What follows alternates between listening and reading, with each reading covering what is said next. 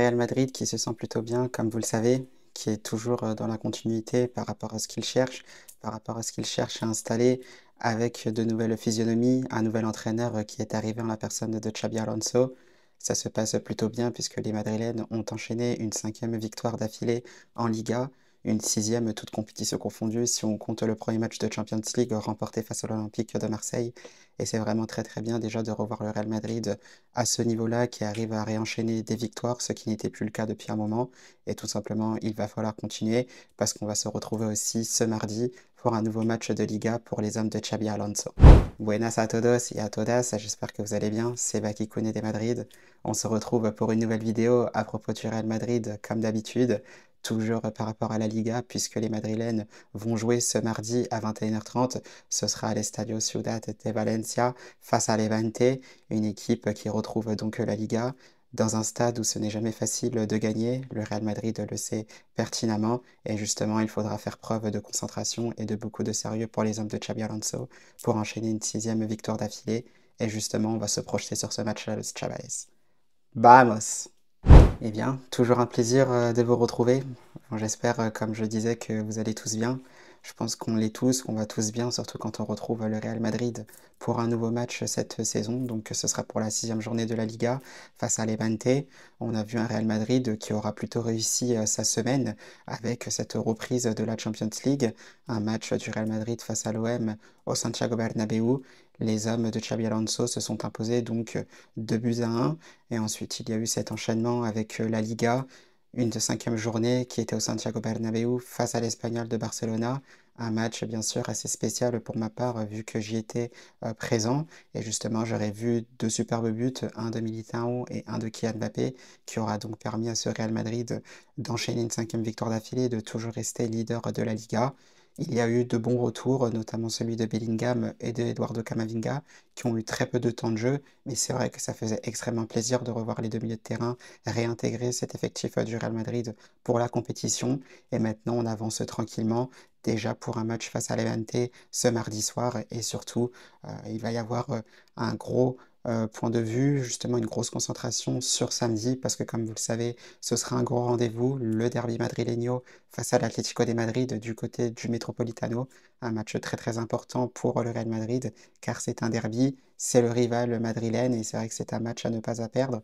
Mais d'abord, il y a ce match face à Levante, match, comme on disait, assez important, puisque c'est un Real Madrid qui doit conserver sa place de leader au championnat. On le sait, puisque c'est un Barça aussi qui fait preuve de concentration, de régularité, surtout d'efficacité. Ils l'ont encore prouvé, les Blaugrana face à Retafe. Donc bien sûr, on le sait, dans ce championnat-là, la moindre erreur peut coûter très très cher, surtout si les deux équipes sont au même niveau d'un point de vue régularité. Donc d'où le fait qu'il faudra absolument s'imposer face à cette équipe de Levante. Donc on le sait, c'est plutôt un match qui va être assez difficile. D'ailleurs, par rapport à ça, on a vu la liste des joueurs qui étaient convoqués pour ce match-là, qui est quasiment la même que lors du match face à l'Espagnol de Barcelona. Juste, on va rajouter le retour de suspension de Dina Hysén, qui sera très certainement aligné en défense centrale avec Eder Militao. Alors peut-être qu'il peut y avoir une surprise, ça peut être aussi avec Raúl Asensio, à voir ce que décidera Xabi Alonso. On devrait bien sûr retrouver Dani Carvajal à droite. Mais dans tous les cas, c'est vrai que c'est une équipe du Real Madrid qui ne change pas. Bon, il y a toujours les blessés comme Trent Alexander-Arnold ou encore Ferland Mendy, Antonio Rudiger bien évidemment. Donc ceux-là reviendront, j'espère, très bientôt, en bonne forme surtout, sans risque de rechute. Mais comme on le sait, c'est voilà, la même liste de joueurs convoqués. On attend beaucoup de ces joueurs-là parce qu'on le sait, le Real Madrid a quand même un effectif qui est assez qualitatif quasiment à chaque poste, même si j'ai toujours tendance à dire qu'il manque aussi un défenseur central, un milieu de terrain un peu plus créatif et bien évidemment un attaquant plus de type pivot. C'est vraiment ce type de profil-là qui manque pour que cette équipe du Real Madrid soit vraiment complet, mais c'est toujours qualitatif quand on voit les noms qu'il y a dans cette équipe de Xabi Alonso. Donc ça, là-dessus, on est vraiment assez ravis, assez satisfait de la liste des joueurs convoqués. Derrière, on le sait, il y a eu la traditionnelle conférence de presse. Xabi Alonso y est passé dans cette conférence de presse-là. il était bien sûr en train de préciser que le Real Madrid est en train de construire, une base solide, ce qui est finalement, normal puisqu'on change d'entraîneur. On le sait, Carlo Ancelotti était resté pendant plusieurs, saisons au Real Madrid. Là, c'est Xabi Alonso qui arrive aussi avec, de nouvelles idées. On le voit aussi puisqu'il y a des cartes qui ont été, redistribuées. On a vu que ça a changé pas mal au niveau de certains postes. Quelques-uns aussi étaient titulaires, indiscutables. Bon, c'est vrai que Thibaut Courtois, lui, il est toujours, ça change pas. Bon, on peut voir que Dean Huysen s'installe, confortablement aussi en tant que défenseur, central. Carreras aussi a l'air de s'imposer complètement dans ce couloir gauche. D'ailleurs, Xabi Alonso n'avait pas manqué, d'être élogieux à, l'égard justement du défenseur espagnol. Tchouaméni aussi qu'on retrouve constamment devant la défense. C'est vrai qu'il y a un petit hic aussi avec, Fede Valverde. On va voir ce qu'il se passe parce que moi j'ai toujours tendance à dire que Fede Valverde et Aurélien Tchouaméni, les 2 ensemble dans un double pivot, c'est toujours, compliqué au niveau de l'association puisque par moments, c'est 2 profils qui se ressemblent. Sauf que Fede Valverde, lui, a plus tendance à se projeter dès lors qu'on est en phase offensif. On voit qu'il y a Arda Güler aussi qui a vraiment, un nouveau rôle sous l'ère, Xabi Alonso. Ça fait extrêmement plaisir de voir le Turc, à ce niveau-là. On va voir aussi que Bellingham, petit à petit, réintégrera certainement ce 11 de départ.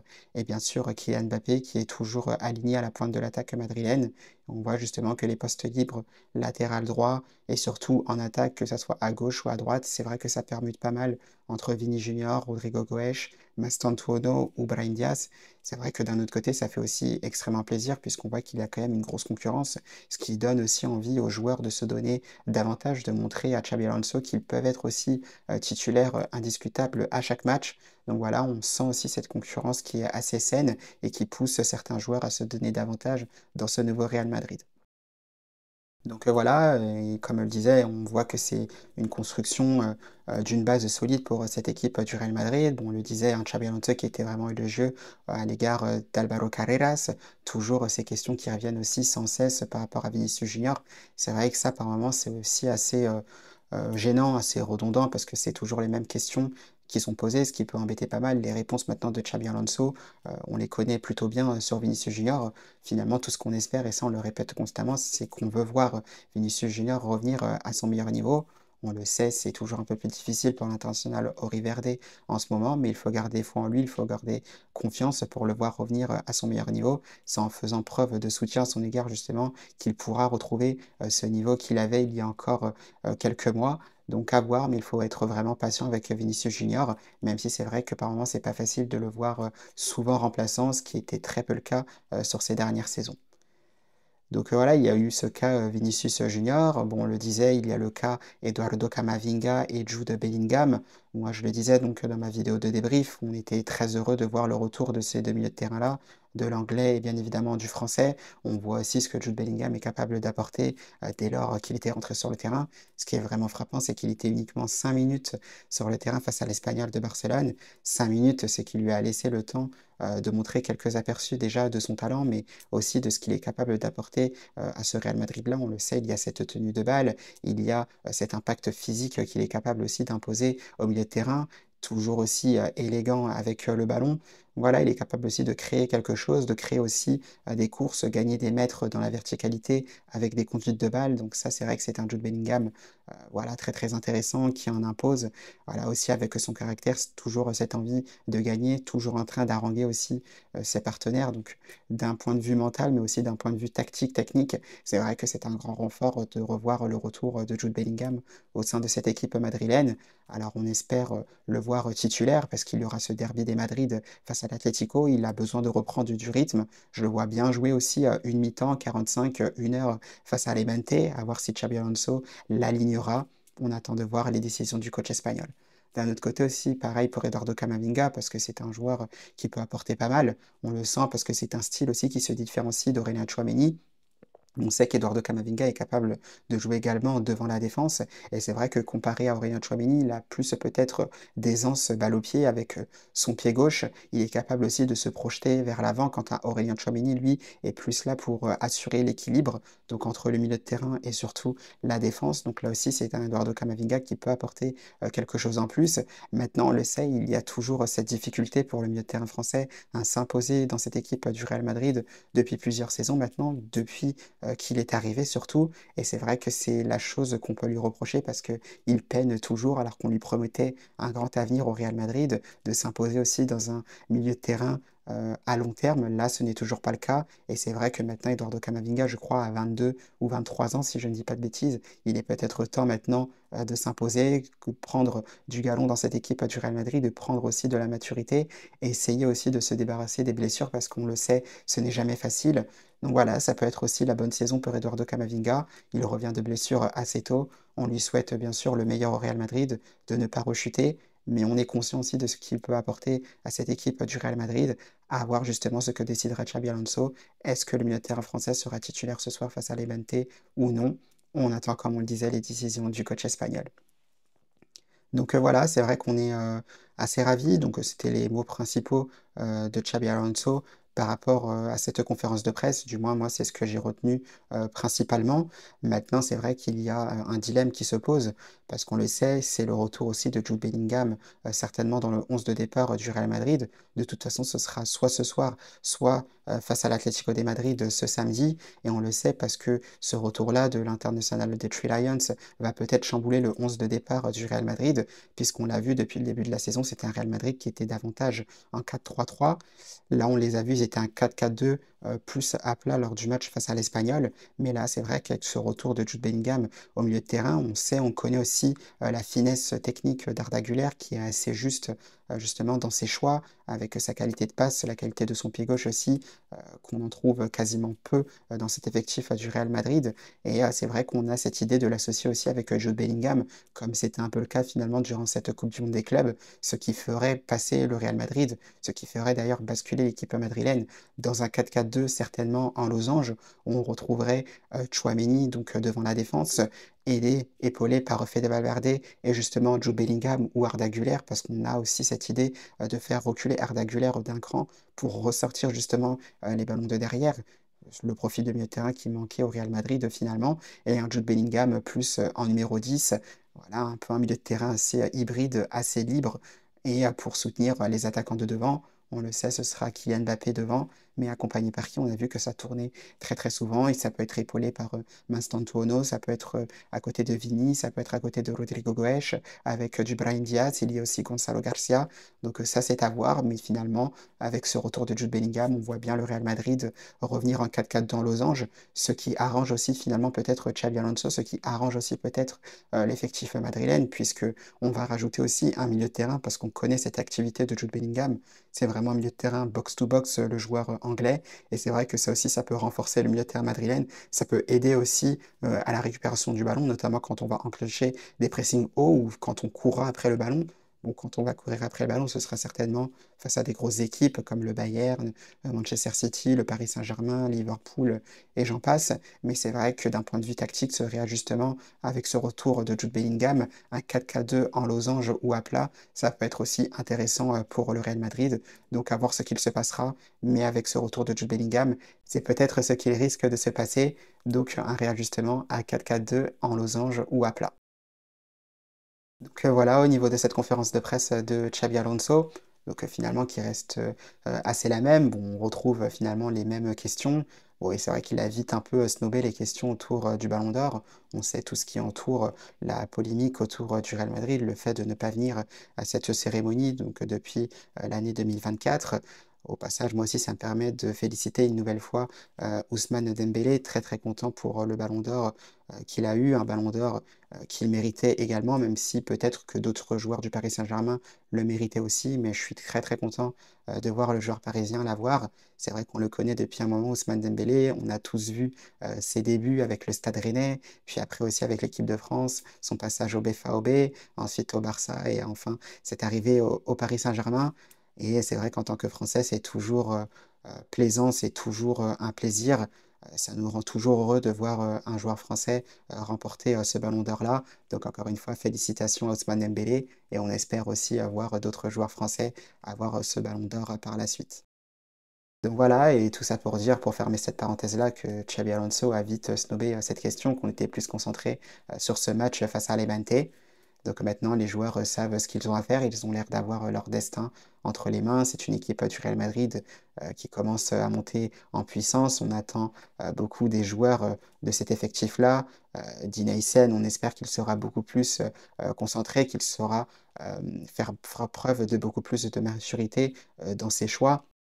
Pareil aussi, on espère revoir un Kylian Mbappé qui continuera sur sa lancée, qui marque constamment, qui marque à quasiment tous les matchs. Donc on espère voilà, voir le Français guider le Real Madrid vers une nouvelle victoire en championnat, voir aussi un retour positif en tant que titulaire de Jude Bellingham ou encore d'Eduardo Camavinga. Ah, voilà, rester dans cette continuité-là, ne pas baisser de pied, continuer, comme je disais, à monter en puissance. Et c'est ça certainement aussi qui fera que le Real Madrid pourra être certainement champion d'Espagne à la fin de la saison. Mais on va pas trop en parler. C'est vrai que cette saison-là reste longue. Elle vient tout juste de commencer. Ce sera uniquement la 6e journée ce soir. Et tout reste possible, surtout quand on sait qu'il y aura un derby madrileño dès ce samedi. Et aussi maintenant, on y arrive tout doucement. Mais dans moins d'un mois, ce sera déjà le Classico entre le Real Madrid et le FC Barcelone du côté du Santiago Bernabéu. Donc on le sait, perdre le moins de points possible avant d'affronter nos deux rivaux, l'Atlético de Madrid et le FC Barcelone. Donc tout simplement le mot d'ordre, Los Chavales, et ça je pense que Xabi Alonso l'a très bien fait comprendre en conférence de presse, c'est de prendre les 3 points, quoi qu'il arrive face à Levante ce mardi soir. Et c'est vrai qu'à Levante, d'ailleurs, il faudra faire attention parce que c'est une équipe aussi qui est vraiment très courageuse. C'est une équipe solidaire qui vient de retrouver la Liga puisque ça faisait un moment que le club valencien n'évoluait plus en Liga. C'est une équipe, bon, pour qui c'est difficile. Je crois qu'il n'y a eu qu'une seule victoire. C'était justement ce week-end face à Girona, 4 buts à 0. Un Girona qui était rapidement réduit à 10. Sinon, c'est vrai que c'est pas encore une victoire à domicile. Il y a eu cette remontada du FC Barcelone. Donc c'était il y a quelques jours maintenant, qui a un Levante qui menait 2 buts à 0, qui a su mettre cette équipe du Barça en difficulté avec des transitions rapides. Mais malheureusement, ils auront craqué en deuxième mi-temps et c'est un Barça qui aura renversé la vapeur. Donc on le sait, dans cet Estadio Ciudad de Valencia, face à Levante, ce n'est jamais facile. Si le Real Madrid fait preuve de suffisance, qu'il prend son adversaire de trop, ça peut être très difficile et on risque d'être cueilli à froid par cette équipe de Levante. Et après, pour gagner ce match, ça devient de plus en plus difficile. Et puis aussi, bon, je ne sais pas s'il sera titulaire, mais voilà, petit clin d'œil aussi à Morales, attaquant emblématique de Levante, valeur sûre de la Liga, un attaquant sur lequel il faudra se méfier parce qu'il pose toujours des problèmes au Real Madrid. Moi, j'ai encore ce souvenir de l'attaquant espagnol où lors de la saison 2019-2020, il arrive à mettre une reprise de volée à Thibaut Courtois dans un angle complètement impossible, une volée inattendue qui donnera d'ailleurs la victoire aux joueurs de Levante face au Real Madrid. Donc voilà, toi, Morales, qui nous joue toujours des sales coups, fais attention, fais vraiment attention parce que là, si tu nous refais la même, c'est vrai que je vais le prendre très très mal. Donc il a intérêt à se tenir à carreau, l'attaquant espagnol. Mais toujours est-il que je pense que voilà, ça reste un très bon attaquant et je suis persuadé que ce sera un très très bon match entre le Real Madrid et Levante. Donc voilà, le Chavales, c'est à peu près tout pour ce qui nous attend pour ce match entre Levante et le Real Madrid. Moi, comme vous le savez et comme j'aime me le dire, j'ai pas grand-chose à rajouter. Je pense que nous n'avons pas grand-chose d'autre à rajouter, si ce n'est que la réponse, elle sera sur le terrain et elle sera de la part des joueurs de Levante comme pour le Real Madrid. Et j'espère que c'est le Real Madrid qui la donnera avec une victoire, avec 3 points supplémentaires dans cette course à la Liga qui sera peut-être finalement assez épique entre le Real Madrid et le FC Barcelone. Donc voilà, le Chavales, passez une bonne fin de journée. Moi, je vous retrouve donc dans des contenus un peu plus courts sur TikTok, notamment en début de soirée pour la composition d'équipe du Real Madrid pour ce match face à Levante. Donc bonne fin de journée à tous et surtout à la Madrid.